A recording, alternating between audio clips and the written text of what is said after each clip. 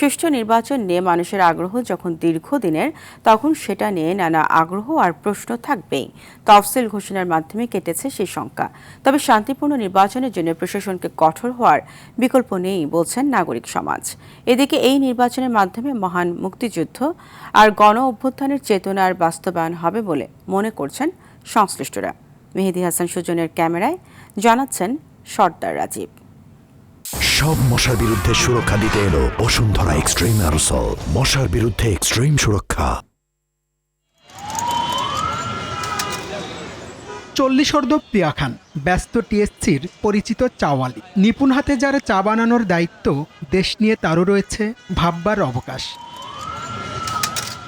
পাশেই টাটকা চায়ের চুমুকে ব্যস্ত শিক্ষার্থী আসিফ মজুমদার। কিন্তু সময়টাই যার বন্ধুদের নিয়ে আড্ডায় মজার, তখন সরকারের নিয়ে কি ভাবনা তার। তারপরও দেশের নির্বাচন নিয়ে তাদের আগ্রহের যেন শেষই নেই। ফেব্রুয়ারির সংসদ নির্বাচনে ভোট দিতেও মুখিয়ে তারা। নির্বাচন তো অবশ্যই হবে, যেটা দিন তারিখ ক্ষণ ঘোষণা হয়েছে, যেটা গ্যাঞ্জাম করে হলে নির্বাচন হবে। দীর্ঘদিন পর মানুষ ভোট দেবে, একটা আনন্দ উচ্ছ্বাস যেটা থাকবে সেটা যেন বজায় থাকে। ক্ষমতায় কে আসবে তা তো আমরা বলতে পারছি না। তাছাড়াও যদি আমরা অন্যভাবে চিন্তা করি, এখন নির্বাচনের পরে কি হবে আর এখন কি হচ্ছে, তো এটার ডিফারেন্টটা তখনই চলে আসবে।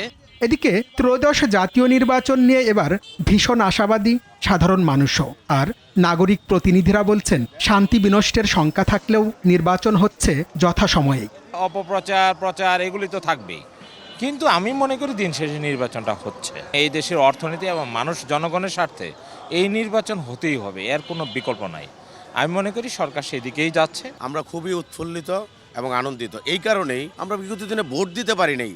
আজকে এই যে আমাদের কষ্ট বেদনা, এটার আজকে মোচন হচ্ছে। যারা ইয়াং জেনারেশন আছি তারা আসলে ভোট থেকে বিরত ছিলাম, কারণ গণতান্ত্রিক সরকার ছিল। তবে আমি মনে করি বিগত আমলে যা নির্বাচন হয়েছে তার চেয়ে ভালো হবে। তবে যত শঙ্কাই থাকুক, নির্বাচন সুষ্ঠু ও নিরপেক্ষ হওয়ার প্রত্যাশা করে এই প্রার্থী বলছেন, দেশের গণতান্ত্রিক ধারা অব্যাহত রাখতে নির্বাচনের বিকল্প নেই। তফসিল ঘোষণার মধ্যে দিয়ে মনে করি বাংলাদেশের দীর্ঘদিনের যে জমে থাকা মানুষের যে ভোটের অধিকার ছিল, ভোট দিতে পারেনি, তারা একটু স্বস্তি নিঃশ্বাস ফেলছে এবং আশা করি সবাই গিয়ে ভালোভাবে ভোট দিবে। এটা গণতন্ত্রের ধারা শুরু হলো। আমরা আশা করি নির্বাচন কমিশন এবারে নির্বাচনটা একটা বিশ্বাসযোগ্য ভালো একটা নির্বাচন করবে।